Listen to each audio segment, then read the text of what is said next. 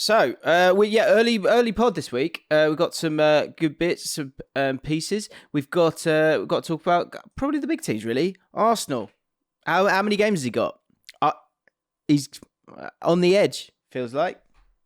People a bit confused by Liverpool. I don't think we've had a Premier League season where people have been this confused about all the teams. Which team are you absolutely certain are brilliant? I don't want to say it. Was it given an A?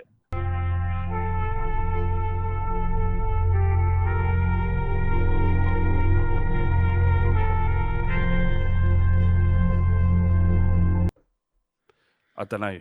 I can't answer that question because the only answer I've got is the one I don't want to say. Yes, it might begin with an A. Right, well, because I've got on here, Arsenal, are they good?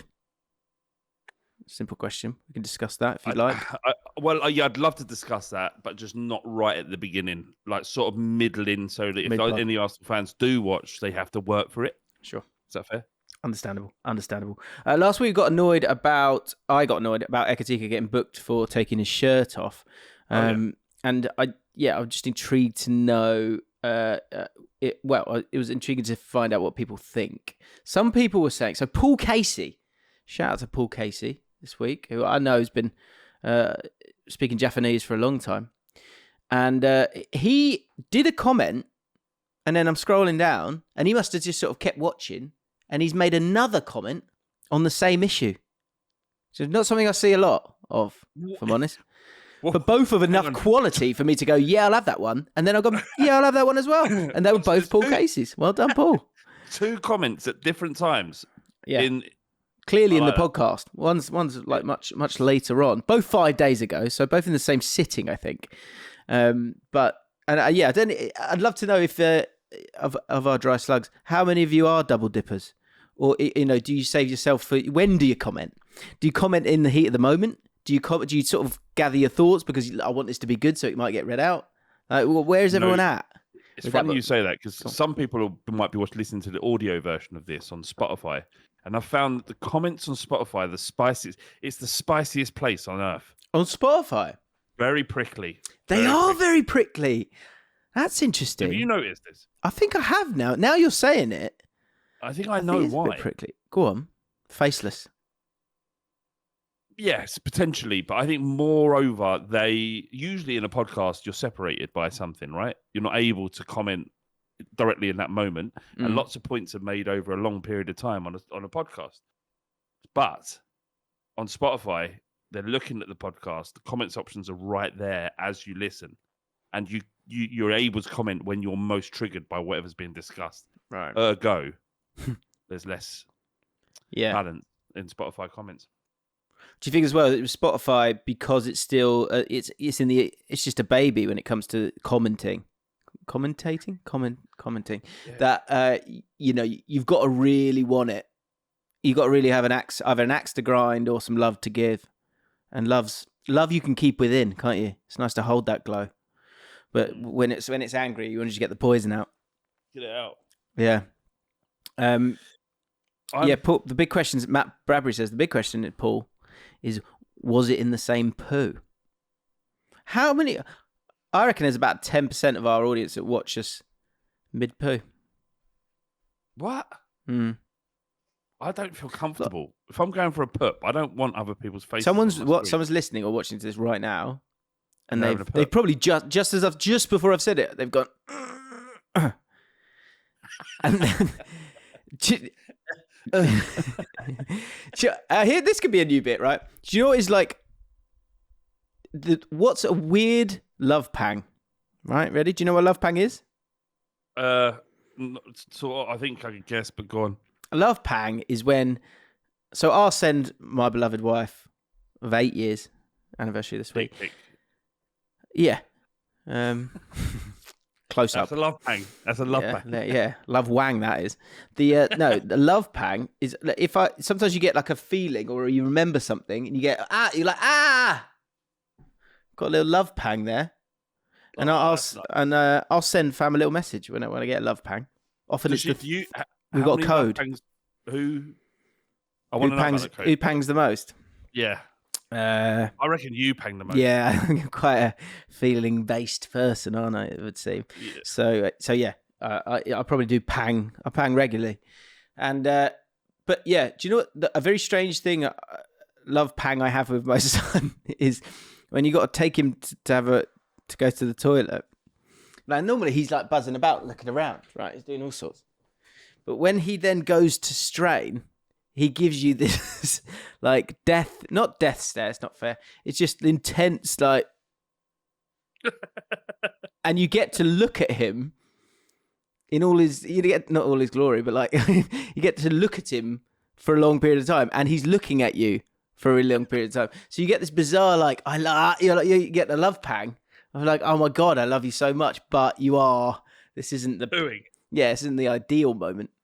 Maybe, do you do that with your partner, people out there? How long does that go on for? I don't know, mate. Anyway, is there a... Always scanning. Yeah, that's it. That's third. He's going to be a player.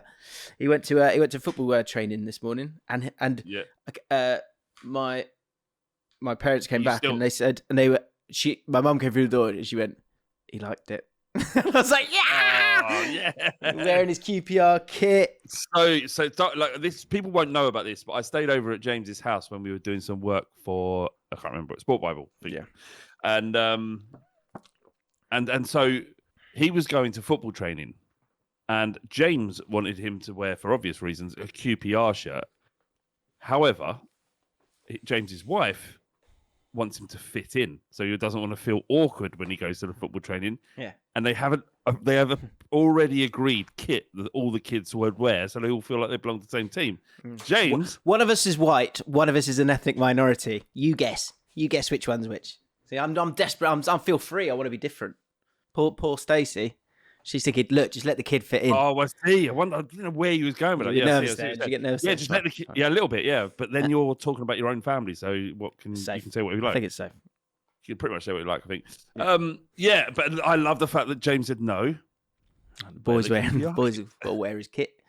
Yeah, got to wear his kit, doesn't he? Anyway, yeah, he worked today, and he was. Before we get into the crux of this episode, Jim, I've got something that's been bothering me. You know this. Go on. Give me his full name. Karl-Heinz Rummenigge. Rummenigge, yeah. He's nervous to say that name. Don't acknowledge it, then it's not a problem, Jim. Right. That's his name, Karl-Heinz Rummenigge. Yeah, no, we know. We don't stop. Now you've made it a thing. Why? Now I can't. Because that's his name, though, isn't it? Karl-Heinz, I'm trying to wash it away. You don't need to feel worried about saying the last part of his name. You brought it up. Brought it up. I didn't say anything at all. Okay. I was just saying. You seem nervous. But why did you get me to say it? Would you do that? I know when you're going, because you'll have a go at the name. You'll have a go at the name, and then we'll have a laugh about it. Whereas this goes, oh, James. I couldn't remember his first name was Karl-Heinz. That's why. So I gambled on Karl-Heinz, and then you were really quick to say it. Weirdly, you might be waiting for this. He has come out and he's called Newcastle idiots for stumping up £65 million for what could be the greatest 9 footballers ever seen in Nick Waldemar. All right, he's not going to be that, but he is a lovely player, and I like it. He's two fucking brilliant, old-fashioned Duncan Ferguson-esque headers. It's a bit his first 2 goals to Spurs. Yeah. But he's all anyway. And Newcastle, and I'm like, and he's like, oh no, they're idiots. In England, there's an idiot tax because we've got so much money. You got Bayern. So he says Stuttgart must have been over their mind to find idiots. Extreme enough to pay £65 million or 80 million euros for Waldemar, because obviously Bayern Munich wanted to buy him as well. Yeah. Hang on a minute. Sour. What's hang on. Yeah. Maybe just see what it is in German. German, yeah. Yeah. Hang on a second. Aren't you the club that do this to all the other German football clubs? You're the financial powerhouse. Sour Trauben. I could even play it for you. Indeed. Saure Trauben. And if you like it. You can't hear it, but people will be able to hear it in the pod. Saure Trauben. Sour Trauben. Yeah. It's not just him, it's the other directors as well. They're all putting their foot in. They're all putting their boot in here. And it's because they wanted Waldemar, and it's for obvious reasons that Newcastle overpaid. You would say they paid more, but their failure to acknowledge the circumstances is what's really winding me up. And the sort of it's double standards because how much they've spent on Luis Diaz, 75 million, 100 million pound for Harry Kane. Fucking Elise, come and pick in Elise. Like they can do what they want in that league and win it. There's been one winner in the last 13 seasons. Once has one other team won it other than Bayern Munich, and that was Leverkusen. So don't then because you haven't been able to get one player, then sort of go, no, idiots, because they're willing to pay. It was Isak money that Newcastle spent. Why are you so angry about this? Because I don't know, actually. I was just listening to it and I was like fucking annoyed. I'm still bitter that they managed to get Bayern Munich. Harry Kane out of us. Right. And I'm Matt Bradbury, one of our beloved Moist Slugs. We've got some great comments this week, by the way, from Dry and Moist. One person who has become Moist, which I'll read out in a bit. But if you do want to join us, become a patron. Please do. We do a bonus podcast where we just talk about stuff that isn't really football. And I think a lot of the Moisties think it's actually better than this. So if you would like to join us, then please do. But anyway, Matt Bradbury says, Jaffin has already solved this one years ago. Once you've got the money to spend, you've got to spend it. Once you've got the money to spend and you've spent it, that is how much the player is worth. Next. Yeah. Yes. Someone tell fucking Rummenigge this then. It is what did you guys say? It is a woeful take. It's the thing you got to do though. You got to step away. You got to step away from getting, because he's getting pissy because he's not got his own way, right? So I think it's about a calm pushback here. That the point is the market is the market is the market.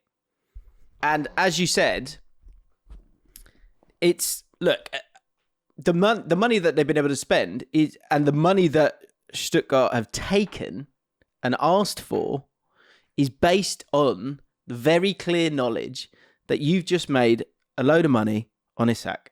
And this happens, so forget the leagues for a second. And look, the league, there is a Premier League tax, and they kind of should be. Yeah. Because they have got the money.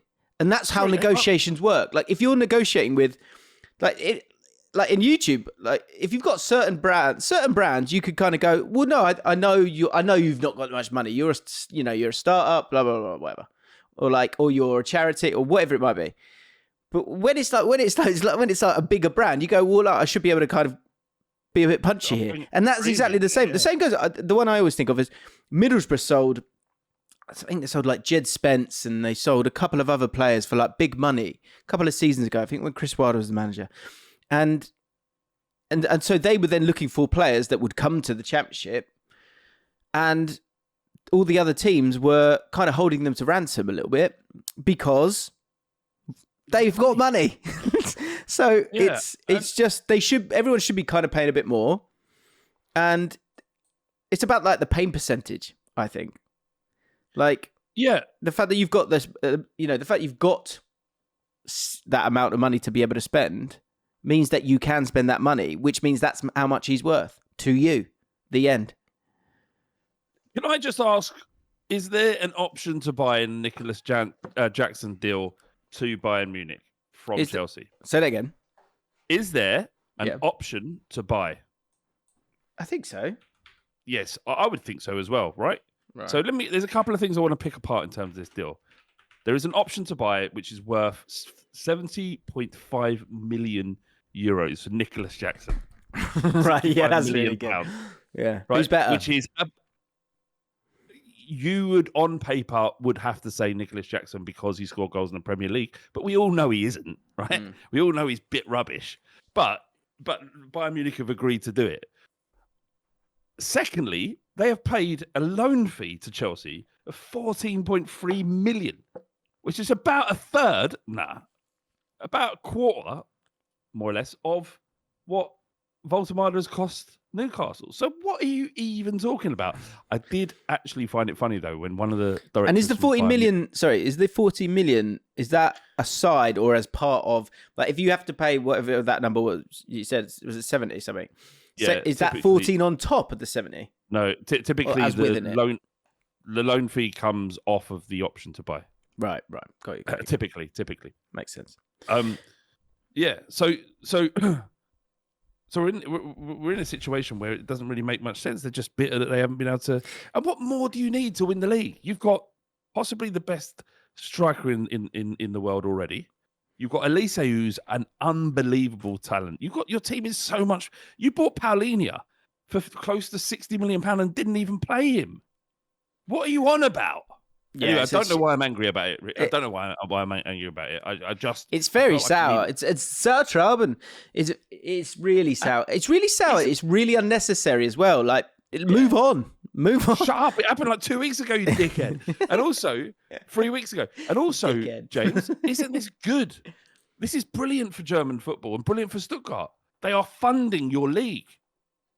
Yeah. I think the fact that he's a German international and will be for the foreseeable future, I find that weird as well. Like it's like he's like triple bitter because, a fellow German shouldn't be doing this. Like you should be choosing Bayern Munich, who are, there's always a, not joke or like it's a known thing that Germany is Bayern. Partly down to because you've got better players, but also there's always a feeling that the players that should be in the team end up not being in the team because Bayern Munich players get in the team. So I don't know. Maybe that's playing a part in it. I think there's a double. There's an element of embarrassment for of someone who's clearly got quite an ego here. That like we're Bayern Munich. What on earth are you doing? Yeah, there's a few people in the chat going, "We know why you're hungry." Sorry, hungry. What are we talking about? Are you hungry? We know why. I'm not actually. We know why you're angry. It's because they took Kane, and I'm like, yeah. Because weirdly, Jim, because I belong to a club that's in the Premier League, I think I'm better than Bayern Munich. Oh, right. Sorry. That was a dig at me. Do you think you're better than me? Do you think you're better than me then? No, not you, Jim. Thought about it. Thought about it. Oh, please. Thanks for taking the question seriously. Appreciate it. Let me explain, Jim. Am I better than you because the team you didn't have a choice in supporting isn't in the same league as mine? The right answer is no, isn't it? No. Jim, no, I don't think I'm better than you in any shape or form, right? Okay. But all the other QPR fans, 100%. Yeah. Okay. Except Noted. For Gary yeah, careful. Paul McCallendon, another Paul here. Have a nibble on some bread, Flav. You know you have it next to you. Have you got any food near you? That's a good game. I'm not hungry. Have you got food near you, though? Have you got, like, safety food near you? Not safety food. I've got some of that, but shouldn't show that. Oh, yeah. That's free, isn't it? I've got water. I've got the snacks I steal from Spotify. Every time I leave Spotify, I steal loads of snacks. Got a snack. Luke's trying to bait me out here. Luke in the chat. So if you want to join in with Jaffin and become a Patreon or a moist slug and join in as a chat and they distract us while we record, what otherwise would be an impeccable podcast if not for these desperate leeches. Little individuals, these leeches who trying to drain our attention, vile human beings who pay to watch this. Anyway, Luke's trying to. George Penis just said, "Oh, that's what we do." But Luke's just said, "Mad that Flav used to roast me for still liking Bellingham and Jim for following Eze, but yet still in love with Kane. I'm not in love with Kane. I don't care what happens with Kane. I don't care unless he comes back. Then I'm like, oh, come on, come back to." Do you think he'll come back? You presume he'd come back. I generally presume he'd come back. I can't imagine him doing it, and if he's going to break the record, he's got to break it with us. I think the fact that Daniel Levy isn't there anymore is a big thing, because you remember Daniel Levy stole his career. I mean, his career's just fine, but yeah, I know what you mean. James, we know the reason why he's disrespected in the way that he is, why to this day he doesn't get the credit he deserves. 18 goals in 10 games or something mental, I heard on the radio earlier. There's a reason why. Doesn't score. I'll tell you this. I'm not proud of this, James. Mm-hmm. We stole his career. We sapped every tiny little bit out of him. And he wanted to leave. We wouldn't let him. Wouldn't let him. He was trapped in that 6-year contract. Fucking ages. Halfway through it, he wanted out, James. He was going, please let me leave. Look at what I've given you. And will we ever know the truth about that? Was it halfway through you think he wanted out? We know that he did because that's when he did the interview with Gary Kane, Neville. you think that was right. Well, he said, I think £100 million would be the right fee for me. And we were like, and it was. You shut your mouth. Mm. Yeah. And you keep scoring goals for Spurs. Just that's all you gobbling need to up the goals. Yeah. He loves goals, doesn't he? He fucking loves goals. Yeah.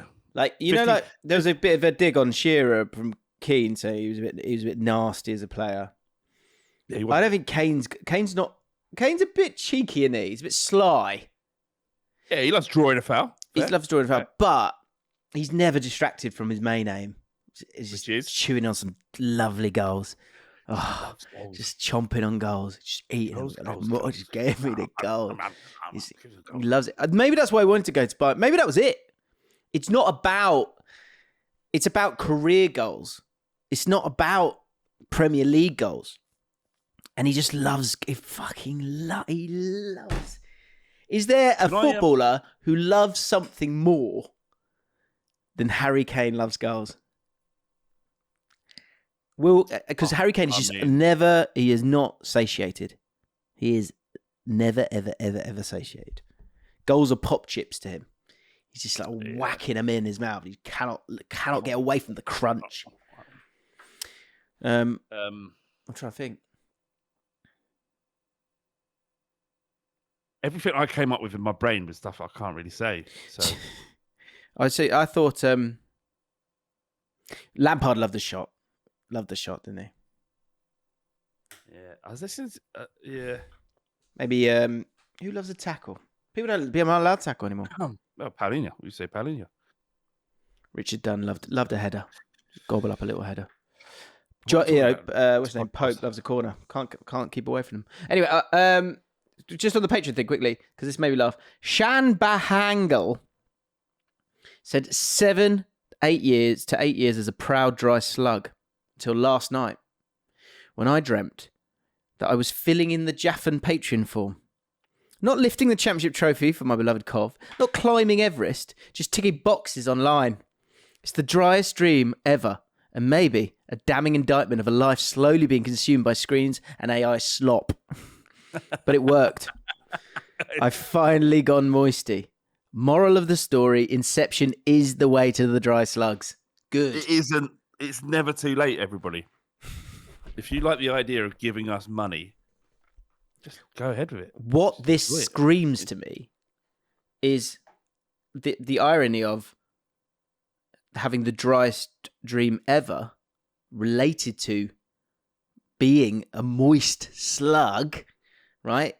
Has led you to the promised land of not being dry anymore. And thus, being a moisty is inevitable. So really, you're just slowing down the inevitable, which is pointless. So become a moisty, and link's in the description, job is done. Click the link. Yeah. Get yourself I'm some just going to take this moment to bring us back on track a little bit here, Jim. Yeah, I do want to talk about Liverpool struggling. Yeah, let's talk about that. I'd love to talk about that. But I want to talk about Coventry City. Ain't Lampard done a good job? And because of that, you just think like, well, where's Coventry situated? Sort of Midlands. Yeah, 10 minutes outside of Birmingham. Mm-hmm. And look at all the money Birmingham City has spent. Coventry ain't been able to do that. Third in the league, aren't they? Just a well-run football club that don't lose games. And Birmingham have lost 2. All the money they've spent. We're only 2 points off them. So yeah, early days. We could go above them tonight. I just like the idea that Lampard people have been shitting on Lampard as a manager. Shouldn't have got the Everton job. Shouldn't have got the Chelsea job. Inexperienced. Derby the reason he got Derby up was because Mason Mount and Tomori played for him. They had Harry Wilson as well up top. They were too good not to perform to that degree. And then he's gone in at Coventry, who were second bottom of the league when he took over, and they're flying. So I want to say, let's give him his flowers. Yep. And let's really look at the failings of Birmingham despite spending all the money. I mean, he came into a good squad. I will say that. He's taken over from Mark Robbins, who'd put together a brilliant squad. Very true. And only 2 points ahead of us, and they beat us 7-1. So, who's really on the ascendancy here? Indeed. Wow. Let's talk about Liverpool then. Yes, let's do it. Yeah, because I'm confused, Flav. They're good, but are they good?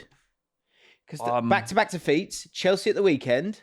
Oh, do you know what was mental? I just went to Tesco's an hour ago. Guess who I bumped into? I literally bumped my trolley into him, and he looked at me like he thought I was doing it to rile him up. You'll never guess. So I'll tell you. Garnacho. What? Yeah, I just bumped into Garnacho because he's at Chelsea. So they're all like live around kind of this way. Yeah, did you know that? Transfer, yeah, it was quite big. He was with his with his mum doing the shop, doing the big shop. you bumped into Garnacho. Literally bumped into Garnacho, and he stared at me, and I was like, I don't know if he was like just not best pleased because I bumped into him. Yeah, he needs his legs for football. Yeah, well, not bumped into him. I bumped into his trolley. How disguised was he? He had a hat and a hood. Yeah. I was going to say you need that, but it was 20 degrees today in London. So was he hot? He had shorts on as well. So it's not. I mean, it wasn't too hot. I cannot understand that from Chelsea. I really don't understand it. I know if there's a PSR, spending opportunity or advantage by selling Madueke and then buying Garnacho because you can spread it over 5 years or whatever it might be, whereas £52 million on the books is immediate. But Madueke, in my opinion, I'm fucking sick of talking positively about Arsenal's players. But I was talking about how good Madueke was when he was at Chelsea. And I was really confused about all Arsenal fans would go, no, he's no good. What are you seeing? Do you even fucking watch football? The kid is good.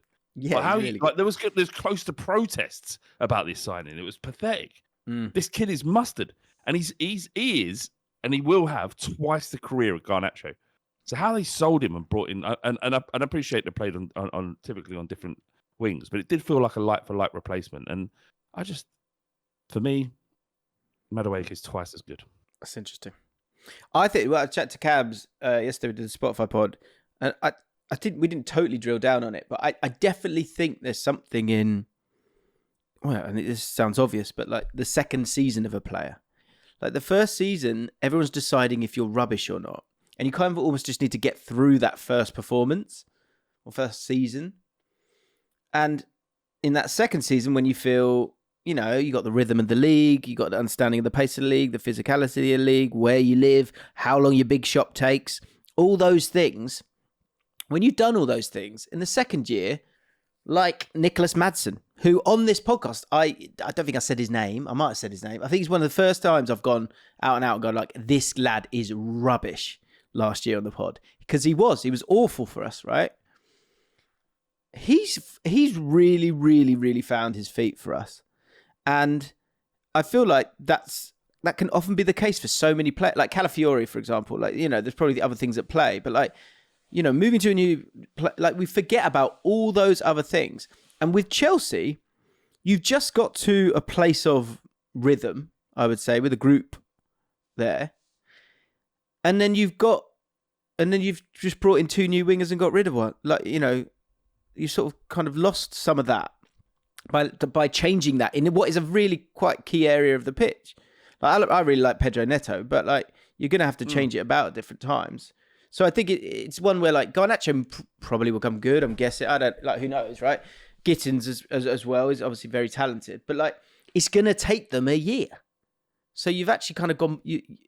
They need to like embed into that team because it's young enough. You need them to sort of know each other, become accountable for each other, understand each other. Like, and I think that's the thing with Liverpool that I wondered at the start of the season with all these new players coming in it's the chemistry thing.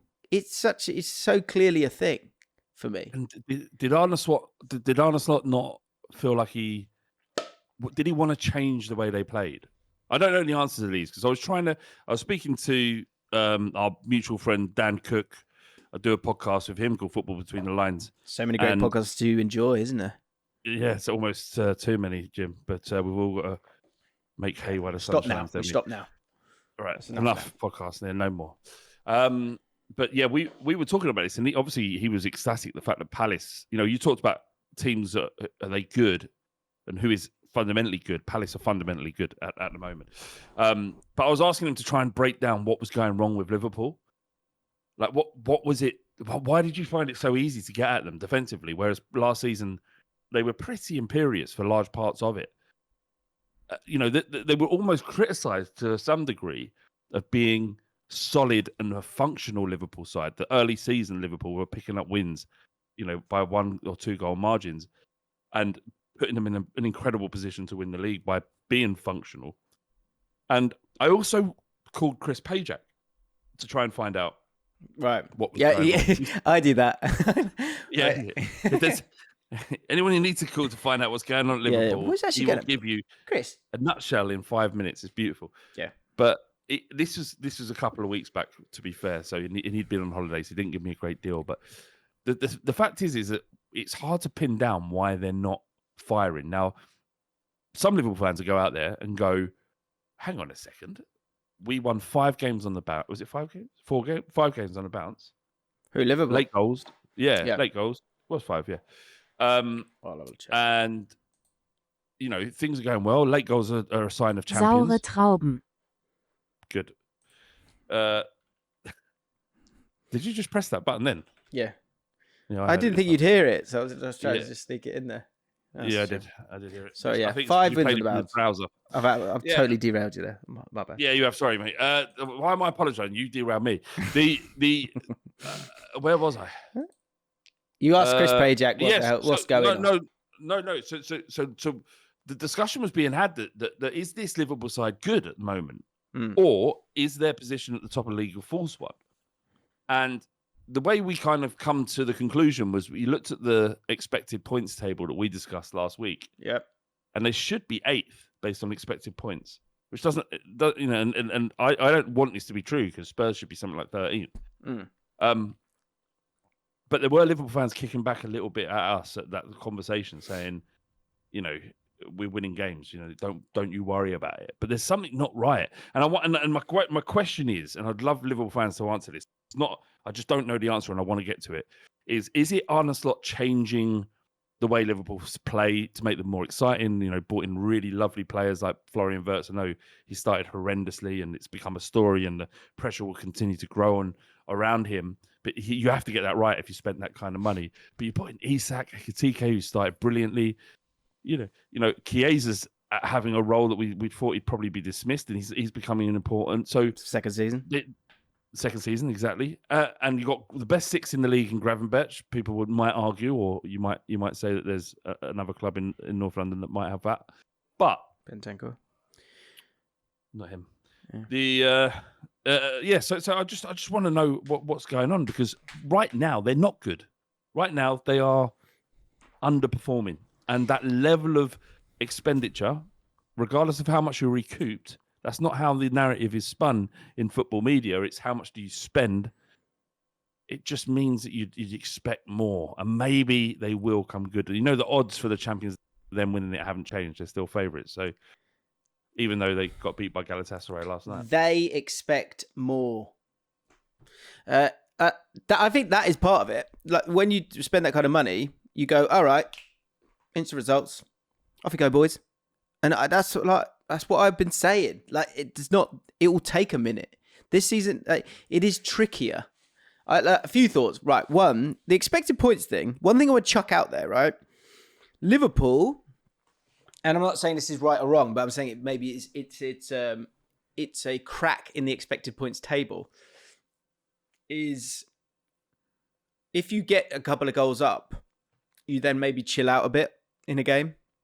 And what we have seen with Liverpool is that they go 2 up and then they haven't been able to shut it out in the same way. They've, would that have been the same if it had been? Would their expected points somehow actually be somewhat higher if the game was tighter and they're going at them? Whereas once they're 2 goals up, they just stop. Yeah, so of course. There's nothing. So game state plays a part in it. That's one thing. The players that have been bought for the next it's about the next 6-7 years, not about this year. It's almost because they've won the league. It's almost more difficult, the fact that they've won the league in a way. They wouldn't change it for the world, but the expectation is through the roof now because they've won the league, and you expect them to get better than the team they had last year, and it might be better. The more possibilities, the ceiling might be higher, but like you say, Jim, it could be 2 or 3 years till you see it.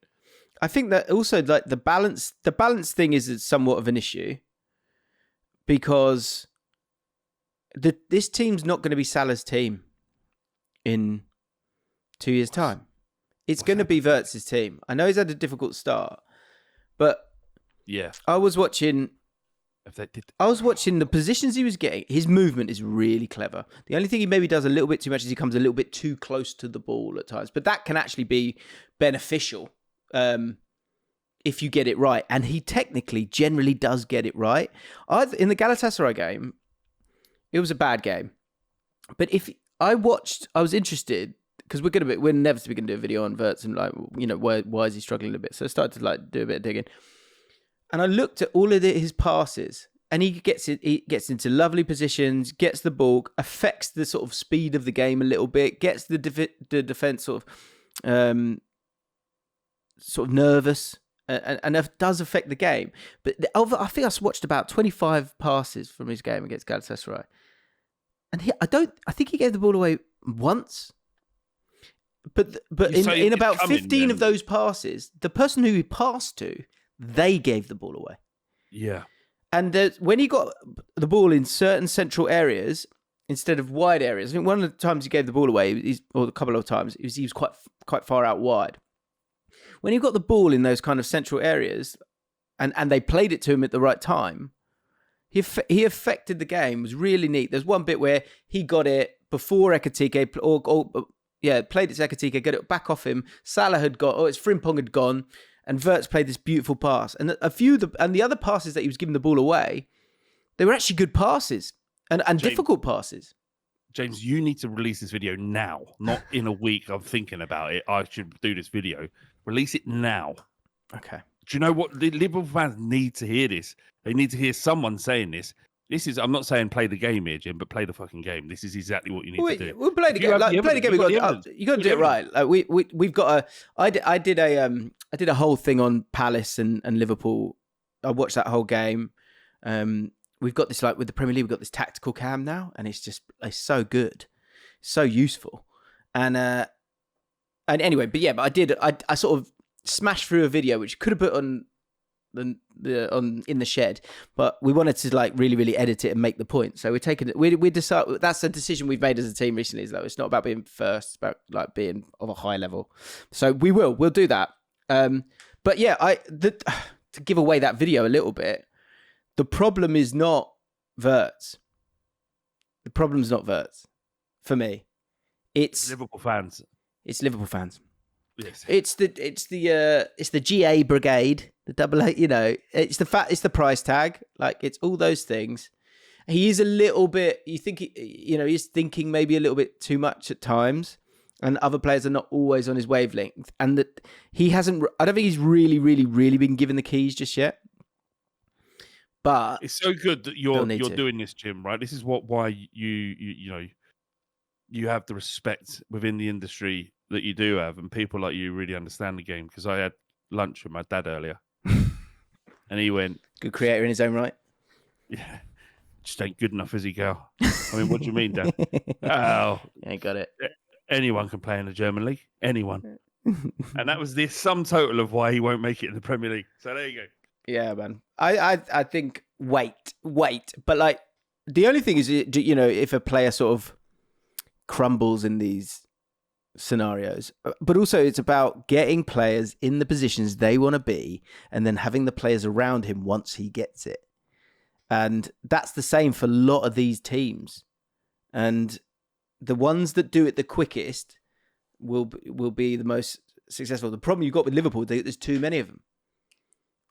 I don't think I'm struggling with that team in terms of all of those players all together. That's the thing. Yeah.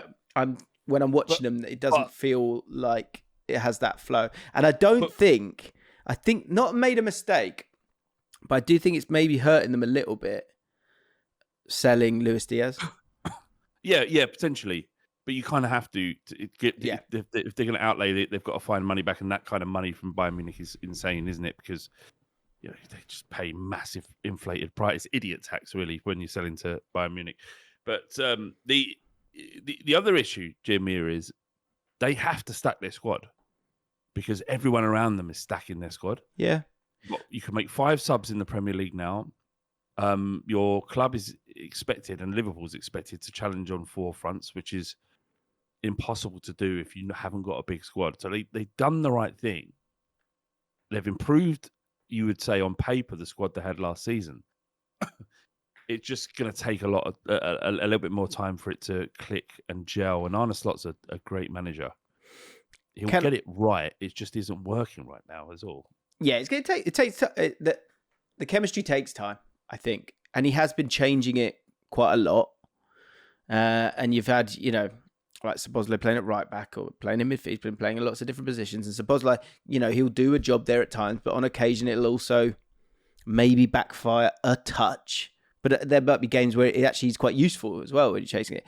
The one thing I did want to chuck out there, would Liverpool have a sort of better balance maybe if they'd not sold Luis Diaz and they'd not bought Isak, but they'd bought Voltemade instead? Oh, I think I've just come, Jim. Do you know what I mean? Like status-wise, I think you would have had Ekitike and Voltemade battling it out. Kind of similar players in certain areas that they want to be in. You still have that zip and pace from on the left-hand side of Diaz, and maybe I don't know if Wirtz wouldn't totally work as well. I don't know. The answer in the short term is perhaps. The answer in the long term is no. Isak is it could be the very best good point. in Europe. Very good point. So they have to do it, and if the opportunity to buy him is there, you look at Gyökeres, who looks like a bumbling idiot at times, and what they could have had with Isak if they were willing to go that far, or if they had the financial capabilities of doing it. Do you think and just to sort of like copy and paste all these signings, do you think? I think everyone's been quite patient with Liverpool, really. They're kind of going, it will come good, because you've got too much quality there. If those players had been bought by Man United or Arsenal or Chelsea, do you think there'd be that same patience?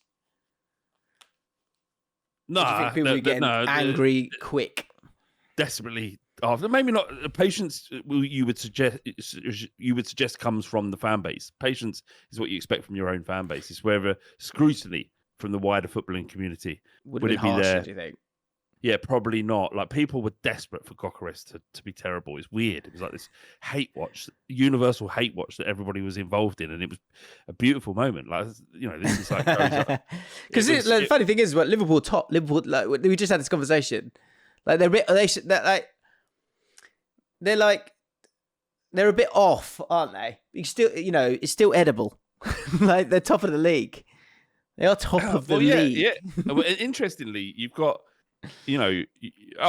Can you just? Can people see this league? Just scroll down a second. Scroll down. Let me show the people. Scroll down a second. Okay. Just scroll down. Scroll down to the bottom. Yeah, I want to see it. Oh, he's down there. There's some big teams down there. People see this, can they, Jim? They're about to. Here you go.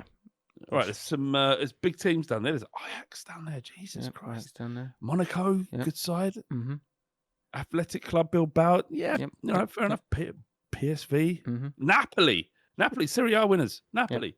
Yep. Down there, that's interesting. Mm-hmm. That's interesting. Then. Dortmund, Juventus in midfield, in the mid-table. That's good. Just scroll up a bit. Scroll up a bit more. Oh, what's Jim? What is that? Mate, this comes out tomorrow. That's weird. Oh, does it? Oh, it's going to come out tomorrow, and you're going to be like mid-table at this point. Right. Oh, there we go. But, hey, look, you got to go early. It's like, got to go early. I didn't realise, Jim. Like me, but one must beware hubris. Bodo Glimt. Probably should have won that. Bodo Glimt. Do you know what I was faced by? I got tagged in a tweet, and I was like, "What's all this?" And it was an undercover Ange lover, Spurs fan, Ange lover. Yeah. I don't even remember the point I would have made. I think it was something to do with XG, and Ange not winning the XG battle. I do remember you making that point. Yeah, and Thomas Frank has not been winning the XG battle. I mean, no, categorically not. And I got I got informed on that, which is fine. Is this so? There is this. I'll let people behind the curtain of what's happening in the Tottenham fan base. What's the seed of doubt with Tottenham? That's what I wanted to ask. I can answer that question, but before that, there is a clutch, a cabal, a clan, a cult of Ange evangelists who are waiting for Frank to fail. And I don't know if they're Australians. Right. I don't know if they're Spurs fans. I don't know who they are because they never say who I am, a Tottenham Hotspur fan, season ticket holder for 25 years. They never say that. They're just lurking in the shadows, waiting for this to fail in some degree. So, so that's probably why you received that message. What did you say? What was the question about the semblance of doubt? Most managers leave their job. Don't know if you're aware of this. And what I see a lot of the time is not the crazy amount of independent thought. Like there's just like, well, this has been said, so off we go, and it gets bigger and bigger and bigger. And with Thomas Frank, who I thought has started the season pretty well in terms of picking up points and stuff. Lost one game. Yeah, beat Man City, obviously. Obviously the army, the Frank out army is going to be like wildly minimal right now. But it's not an army; it's like a militia. Right. I would say it's a group of 20 or 30. What do you call them? Well, they're just not having it. No, there's some people. No one's not having it. I just think that people don't have patience and want everything to be fixed right now. Now, the criticisms of Thomas Frank. I spent 2 years talking about the criticisms of Ange. That's why it just fell out of my mouth. Thomas Frank is that the attacking aspect of our players is it's not looking great, right? We don't look very dangerous when we're playing forward. Right. And there's a couple of reasons why that might be, right? You've got Xavi Simons, who was brought in and has been played off the left and, eventually will play in the 10. We're kind of reliant on him being very good for Tottenham, and for good reason. There's big money coming in, and so we should be reliant on him. But what Frank's decided to do for a large proportion of his time as manager is have 3 midfielders that are relatively similar. Certainly 2. So if you've got Paulinho holding and tackling and destroying, your 10 is either Berival or Papsar. Yeah. And neither of those are 10s. They're not dancey 10s, are they? No, they're not. But they're not Fairy effective in 10s. attack 10s either. They are defensive 10s, if that isn't even a thing. I don't know. Yeah, Bergval's an 8, isn't he, really? Sort of like a... Yeah. He's so pretty, box, isn't he? Whoa. Yeah, he's a little blonde bitch. Yeah. Yeah, I don't like blondes, but there's something about him. Yeah, him and Kinski, 2 little blonde bitches we got. Oof. They're both class. But no, but my point is that you need, when we're going forward, to have a technical 10, a 10 who's going to. What is that music? You've done it again. Isn't it me? I think it's you, isn't it? No, that's not mine. All right, well, I can go with the music if you like. My music stopped. You having a rave? What's going on? Yeah, show music. Is it me? Yeah, it was you. Anyway, fuck you. That's twice you've derailed me in a single episode. You need. We're not looking fluent because we don't have the personnel to play fluent football at the moment. But what Frank's done is come in and he's solidified us in the way that we would get battered every week. It never feels like we're going to get battered. The frustration comes from when watching Spurs is our lack of cutting edge going forward, but it will come. And it's no surprise that we were desperate to sign Savinho from Manchester City because he would have offered that stardust on the left-hand side, that player who can unlock a defence, who can go past the player. And yes, so that's where the frustration comes, but we don't have to worry about that. It's fine. It is a project that's going to be 2 or 3 years in the making. It's not win immediately, win now. We are third in the league, in the Premier League. I was just going to say, well, a couple of things. First of all, there's 5 teams that have scored over 10 goals, or in double digits in terms of scoring goals. You are one of them. Second thing, you've got the 3rd best goal difference in the league. Yeah. Okay. So I think it's just better, it's a bit more better than this, and that's good, isn't it? It's a bit more regimented, isn't it? Like, yeah, it's just not as free flowing as people want, and I get that. You want that. You pay a lot of money to go and watch your team play, but it will come. I hope it comes, but right now you got to think positively about the situation we find ourselves. And last bit of football chat before we get into the other bits and pieces is I've written Man United must win. How to save his job. Sunderland. I have no respect for Manchester United at all. It's all out the window for me, Jim. I respect the people I know who follow Manchester United. I respect them and I feel for them. I'm thinking about Adam McCullough specifically when I say this. He got a bit heat this week, didn't he? Did he? There was a clip of him after the Arsenal game saying, I'd seen it. He said he'd seen, after the Arsenal games, he went, I know people are angry, but I seen it. He's like, I've seen, we're going to be all right. It's the same, the stuff. But what is he still doing there, Jim? What is he doing there? Why is he still there? What, he's literally talking himself out of a fucking job after every loss, saying, I won't change. I won't. I mean, I've heard that before, by the way, of that rhetoric, that dogmatism. But it's like, this isn't working. Like, someone needs to grab him by the ears and go, it isn't working, Amorim. Change. Fucking change, or you'll be gone. And why Ratcliffe hasn't gone, all right, yeah, we've made a mistake. Yeah. We should probably just get rid of him. Like, even if it's like we haven't got a manager lined up, and I hate to say it because I don't want to see Palace lose Glasner, because it's great to see a club that is middling to low level Premier League in terms of their expectations, but really be competitive. Beat Liverpool, for example, 18 games unbeaten. That's really good. I don't want to see him go to Man United and Man United do well. I don't want that. But if you're Ratcliffe, you're going, right, we have fucked up. We can fix this immediately. And he is just like that. The problems aren't Amorim. The problem right now is Amorim, but that problem of Manchester United doesn't go away for Manchester United fans. It begins and ends with the Glazers. And then Jim Ratcliffe is right in the middle of it, like a little festering virus. Wow. Some of the guys here, Connor says, who's Man United fan, I would guess. He said, we won't beat Sunderland. We can't beat anyone. You mean Chelsea? Yeah, amazing. And do you like Sunderland so far, Jim? Yeah, we got the Premier League. Our Premier League video this week is on Sunderland, and how they're so young. It's crazy. Like all the average age.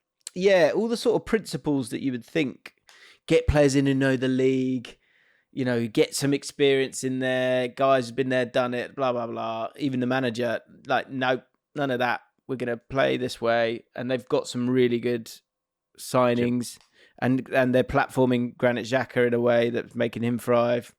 And they're doing really well. Jim, can I, can if there's ever a piece of evidence that you might need if you were to differentiate your career path and mine, right? It would be that I had to Google, after watching the Nottingham Forest versus Sunderland game, who the Sunderland manager was. And I struggled to remember his name for a while as well. It's fine. But Jim, I was looking at him, I was like, who is that? Yeah. What is it? You don't see his face much. I always think that's interesting. Say, like with YouTube, you do a lot of thumbnails, right? And it's always interesting to think, like, what's the face? Who's the face of the club? And for Sunderland, it's Granit Xhaka. It's not. It's not Reggie Labrie. Do you know what I mean? Sometimes it's the manager. Sometimes it's a certain player. We could play that game. Face of the club. Ready? Okay. You just give me a name. I'll start at the top. Liverpool. Yeah, start at the top. First name think of. Huh? Slot. Arsenal. Rice. Oh, Palace. Glasner. Tottenham. Frank. Yeah. Sunderland. Xhaka. Yeah. Bournemouth. Iriola. Man City. Pep. Chelsea. Oh, it's Maresca. You think? Palmer for me. Everton. No, it is Palmer. It is Palmer. Everton. Everton, Grealish at the moment, but Yeah, I maybe agree. Moyes. Brighton. Hersler for me. Yeah, fair. Fulham. Silva, yeah. Silva. Leeds. Barker, because he'll be the reason why they... Anton Stack, I've got in my head. Brentford. Right. Brentford. Still Frank. Henderson for me. Still Frank. Man United. Rashford. No. For me, it's Ratcliffe, and it always will be. Really? You think Ratcliffe first? Yeah, not for good things, for bad things. Interesting. Newcastle. Altamada. Who do I think for? Bruno, I think. Aston Villa. Obviously Definitely. Emery, but on the pitch, who do I think of first? Watkins. Yeah. Forest. Marinakis. Yeah. Burnley. Esteve. Okay. Yeah, you like him, don't you? Parker for me. West Ham. Bowen. Brady. And Wolves. I don't care. Just don't give a shit. Could be anyone. Couldn't care less. Do you know, just to be transparent, I wanted to get this bit off the ground, so I looked at the bottom of the league and I saw Wolves. And I went, if you go back, you wind back, I go, let's start at the top. Couldn't care less. Arias is the name I think of. Brilliant. Okay, so celebration. Oh, yeah. Before we move on, Ollie Sate's coming up with a belter here, and he knows the answer already. Says Karen Brady, Flav, would you? 100%. Yeah, she's Brady. Oh, Strong woman. Strong, like I say, borderline racist. Yeah. You know, put me in my place. Yeah, a bit posh, maybe. Yeah. Like that financially dominate me. That's right. Yeah. Can dominate you in and out of the bedroom. Everywhere. Yeah. Interesting. Conor O'Reilly said for Wolves, the Portugal flag. It kind of is that, isn't it? Yeah, it is Portugal. Mate, they have been served by the nation of Portugal in a way that no other club has outside of Portugal. Yeah. So celebration police, because we were talking about the shirt being taken off. Do you remember that an hour ago? I just did want to get your how did you feel about Palhinha taking his shirt off after getting the equaliser against a team that you know nothing about in Wolves? Were you okay with it? I was so angry at that point that I didn't move when we scored that goal. In fact, I was just furious with Tottenham. I was furious with Thomas Frank. I was furious with everybody. Oh, right. So I don't look like fuck anyone who wants to go. No, get fucked, man. Let him celebrate. If people want to go mental, celebrate. That's what the point of this fucking sport is, James. Yeah, is to explode in emotion. All the tactics, all the money spent on players, the ticket price that gets in, the shitty food or great food in some instances that you're eating at certain stadiums. Everything is about that moment when the ball goes in the net. It should be, anyway. And so if that moment causes you as a player or as a fan to lose yourself, then why would you want to take that away? Unless it's to get one over on your rivals. But fundamentally, it's the most important part of football. It's the only thing that should matter. You've just got so many bellends that are putting themselves in the way of the ball being struck and the ball going into the net and the reaction to it. They need to get a life, Jim. I don't like it. I don't accept it. Perfect. I couldn't agree more. Paul Casey. Do you remember Paul at the start of the pod? Well, he never read his comment out. He said this, taking your shirt off should mean something. I don't want shirts to be taken off for any big standard goal. That doesn't make sense. Big standard goal. I want it taken off for massive late winning goals where the player says, book me, I don't care. Players taking their shirt off for an 86th minute third round League Cup winner against a team 38 league places below them when the goal itself was a 6-yard open goal should be grounds for a straight red, never mind a second yellow. Big Willie agrees. As a Liverpool fan, I like the rule because you should only take your shirt off for a goal if it's worth getting a yellow card for. You should only take your top off for a late winner against rivals in cup finals. Fuck off. No, because so what? So a QPR player can never, ever take his shirt off unless it's against a rival. You just narrowed it down to that. The privilege in that. It can only be when we're in our cup finals, which we're in 4 every season. Shut up, Big Willie. Yeah, Big Willie. This is the point: is that when a player scores a goal, if their instant reaction is that they're so excited that they want to take the shirt off and show their ripped torso, who am I to disagree? Absolutely. Paul Casey came back later in his session watching Jaffin, and he gave us an analogy. He said, taking your shirt off to celebrate is like a lunchtime pint. Part of its allure is that you know you shouldn't do it, but do it anyway. Yeah, that's good work, Paul. You redeemed yourself. Flav's Palette, this next bit's called. By the way, any celebration police bits or any celebration stories, any really nourishing celebration stories, I would love to hear of moments where you got to celebrate in whatever way that is, not taking the top off or anything like that. So just a moment of celebration that's really lovely and smug and funny. Get that in the comments. Flav's Palette. Joseph Capaldi said, Flav's favourite milk is Red Top, ? Check his hard drive. It's not my favourite. Semi-skimmed is everybody's favourite, isn't it? Oh, okay, if you're backtracking that way. I thought you said you liked the Red Top. Do you think I'm buying? I can't remember what the point I was making, but no one was buying Red Top. Yeah, no, okay. No, I said, Red. Hang on a second. Red Top is skimmed, right? Yeah. Oh, I see. Yeah, I like skimmed milk and tea. Yeah, if I have milk at all. Yeah. Why? Sorry, I did say that. Why? I just wanted an explanation. It's too much fat. It's too much fat, and it's too much milkiness. I don't want my tea to taste milky. It needs to taste the tea. I want to taste the tea in the tea bag. Your palate fascinates me. Well, I just like the sort of bitterness. I like the bitter. I like. What are your favourite? Do you like? What do you like most? Salty, creamy, crunchy, bitter, sour, umami, spicy, umami. Yeah. Okay. I mean, you should be up for that. You've married into umami. Yeah.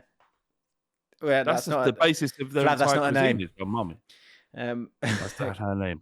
I know that. New bit. I really like this. I really, really love this. Please put more in and start with the sentence. Why did I say that? Why did I say that? Chris Parker. Sorry, that's my favourite one. So I'll read the other one first. The second one, I was laughing for ages. I don't know why it tickled me. But anyway, Plague Boy said, why did I say that moment? I was watching a UFC match when completely unprompted, the commentator said, both fighters having dealt with custody battles for their children while the fighters are beating the SHIT out of each other. Coach just come through the door, so I'm not swearing now. There wasn't even a lull in the fight, said Plague Boy. I think I've seen that clip before. It doesn't make any sense. That's really funny. This baby giggle. Chris Parker. Why did I say that? I was at a party when I was about 16. There was a girl that I'd flirted with a lot, but mainly online. At the end of the party, everyone was loitering around at the front of the house. The girl comes up to me and asked if I would walk her home, to which I replied, well, how far is it? Well, how far is it? It's a fair question. Would you like to take me home? Well, how far is it? Yeah, not the How far would you work? How far? Yeah, how far would you walk? Would you walk 500 miles? How far would you be willing to walk in that moment? If she said it's 3 miles away, are you willing in the hope that you would, eventually get your end away? Yeah, is that negging? Well, how far is it? I mean, maybe if you say it the right way, you might get away with it, but kind of ruined the moment there, mate. And he said, how far is it? He went, I knew it was close. I don't know why I said it. She walked away and nothing ever happened between us. Dawned on me later that night, the opportunity I'd spurned. It still bothers me to this day. Brilliant. More of those kind of things, please. And last one. Oh, no, got a couple of it. This isn't normal. Pasta Booth said, I don't know if this could be a bit, but I thought it could be funny to hear things that people have always had in their house and one day just realised this isn't normal. The reason I find this funny is you see it on thumbnails all the time. We've done it a few times where you have a bit of text on the thumbnail and it's "This isn't normal." Yeah. Okay, mine is the fact. Whoa, what could it be? All right, here we go. Mine is the fact that my mum regularly steals crockery from Wetherspoons. So much so that that only a fraction of our total tableware doesn't belong to spoons. Your mum's a thief. Dinner plates, side plates, bowls, the little baskets they bring out halloumi fries in, little dipping pots, all of it. I realised a couple of days ago when I went to make cereal for breakfast for the first time in ages, realising we no longer owned any cereal bowls. I stared at the stack of those unmistakable blue and white floral bowls and just thought, this isn't normal, is it? Only Wirtz. Yeah. I mean... Mate, no, your mum's a thief. Your mum's a thief, mate. Yeah. It ain't great. Yeah, I mean, there was things when I was growing up, I grew up in a bit of a weird house. And not my dad's house, but my mum's partner. He was into sort of you know, like, I don't know, like stars and sort of astrology and that sort of stuff. So there was lots of weird bits and pieces around the house, and there was a puppet on top of this puppet had hung there. It was like a ventriloquist dummy. Oh God, that's so scary. It was just put on, you know, like just next to where we hung the coats, and it would just sort of look down, and I would look at it, and I wouldn't even look at it. I would walk past it with my head down for about the first 10 years because it used to freak. And I'm like, that's not normal having that in that. That isn't. Why is the value in it? It's not a piece of art. It's just fucking. That's brilliant. That's quality. So yeah, that things that this isn't normal.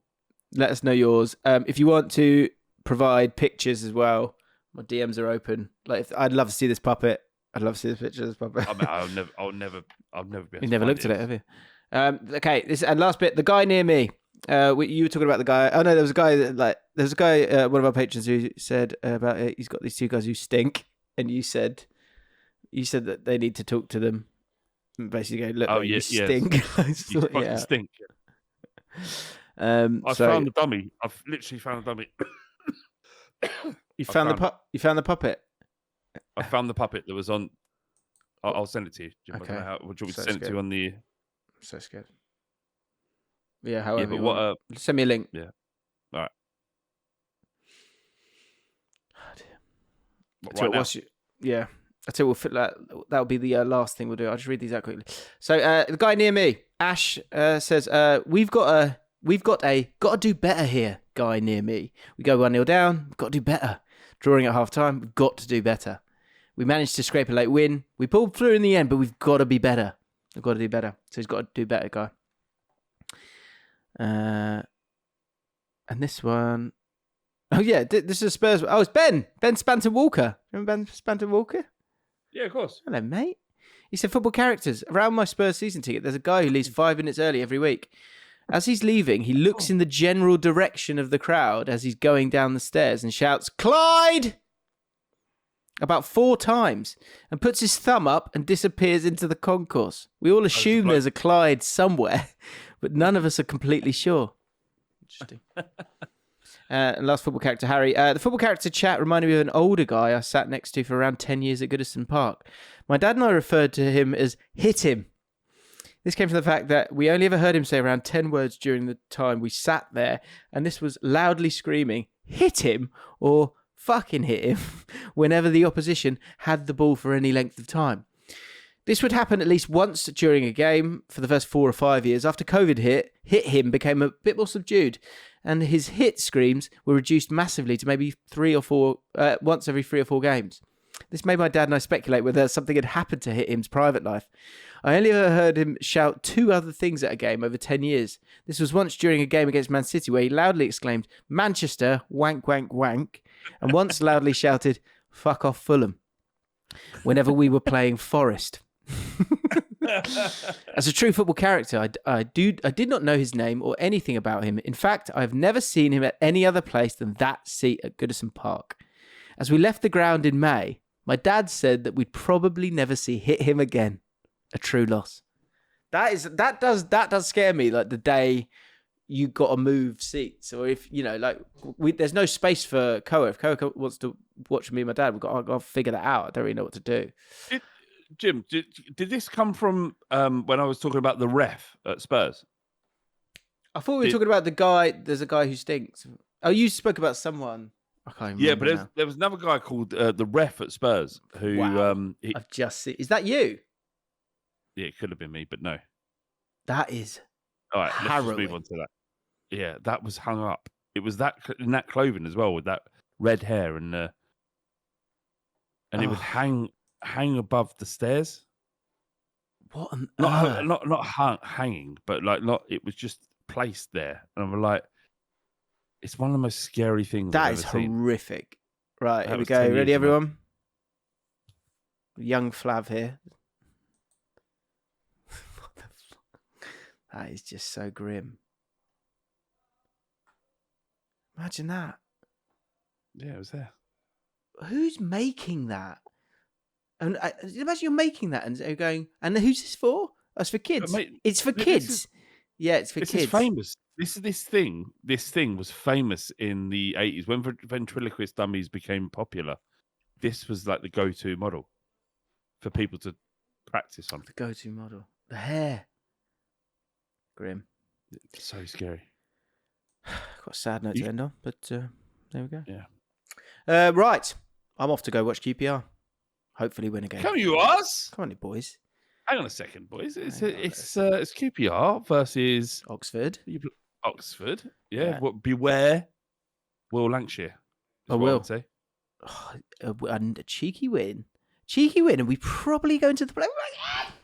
Shh. Be quiet. Whisper it. Right, everyone. Have a great rest of your week. And we'll be back next week. Speak soon. Bye.